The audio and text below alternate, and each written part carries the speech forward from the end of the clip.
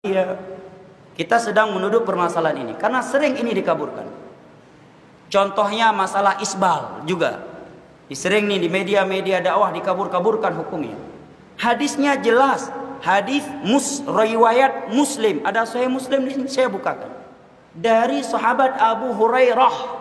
Jelas, gamblang, tegas bunyi hadisnya. Bagaimana bunyinya? Ma asfala minal ka'baini fa finnar. Pakaian lelaki yang di bawah mata kaki neraka tempatnya. Lu semua di dalam neraka. Saya tidak memvonis manusia, saya menyampaikan hadis Nabi. Hadis riwayat Muslim dari sahabat Abu Hurairah. Bahkan dalam hadis Abdullah bin Umar dalam Sahih Bukhari dan Muslim, Nabi menyebutkan thalathatun la yukallimuhullah yaumal qiyamah wa la yuzakkihim wa la yanzuru ilaihim wa lahum adzabun alim. 3 manusia di hari kiamat tidak diajak bicara oleh Allah, tidak dilihat, tidak disucikan, dan bagi adab yang pedih. Nabi sebutkan dari 3 golongan. Al-musbil, yang isbal pakaiannya dari laki-laki. Datang sebagian dai kondang mengkaburkan hukumnya. Kalau dia tidak melakukannya tapi diterangkan hukum sebagaimana garis, silakan. Beda mungkin. Tapi ini dikabur. Kalau nggak sombong nggak apa-apa. Masya Allah. Udah jelas-jelas hadisnya riwayat Muslim dari Abu Hurairah. Bukhari Muslim Abdullah bin Umar. Nabi nggak merinci, kalau nggak sombong nggak apa-apa. Umum bunyinya. Ya kan? Jelas, gamblang, tegas bahasa Nabi. Bahkan di sana ada riwayat dari Tirmidzi dalam Sunan Tirmidzi dan Abu Daud, bunyinya fa innal isbala minal makhilah. Sesungguhnya isbal itu sendiri adalah bentuk kesombongan, kata Nabi. Nggak apa-apa kalau nggak sombong. Kenapa? Karena dia isbal. Dia.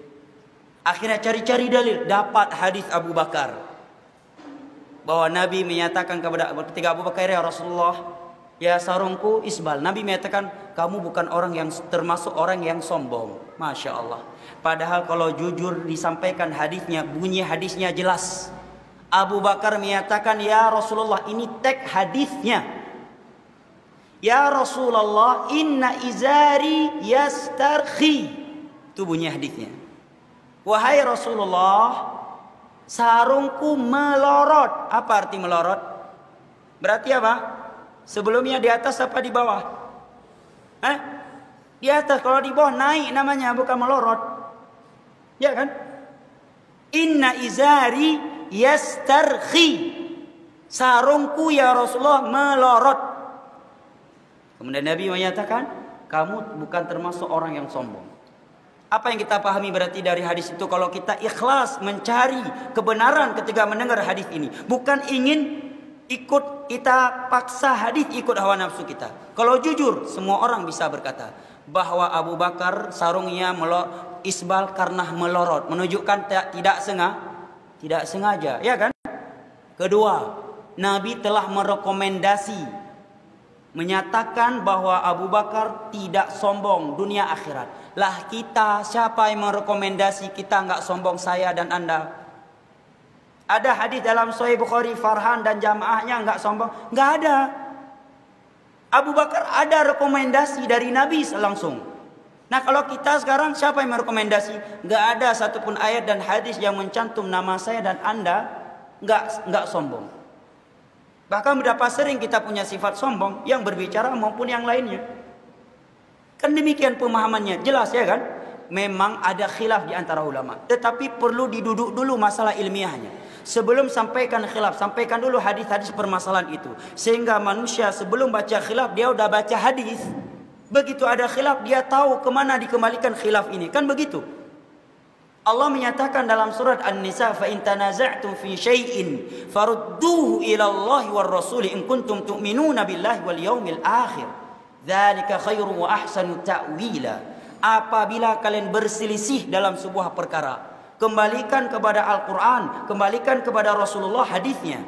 Jika kalian adalah orang-orang yang beriman kepada Allah hari akhir, yang demikian itu adalah jalan keluar terbaik. Memang kalau kita bahas bab isbal dalam fikih, para ulama perlu didudukkan dulu permasalahan. Mereka sepakat no isbal itu yang terbaik. Jelas? Yang kedua, mereka sepakat Kalau isbal dengan tujuan sombong, gaya, mereka sepakat haram. Yang ketiga nih yang baru khilaf. Kalau nggak ada sombong. 3 pendapat dalam masalah yang ketiga ini. Pertama menyatakan mubah. Yang kedua menyatakan makruh. Makruh jumhur, pendapat mayoritas ulama. Yang ketiga berpendapat haram. Di antara yang mengharamkan Ibnu Hajar al-Asqalani, ulama Syafi'i. Jelas ya? Jadi dudukkan dulu masalah. Baiklah, masalah nggak usah bahas wajib haramnya. Mana yang terbaik? Mana yang terbaik? No isbal, ya kan?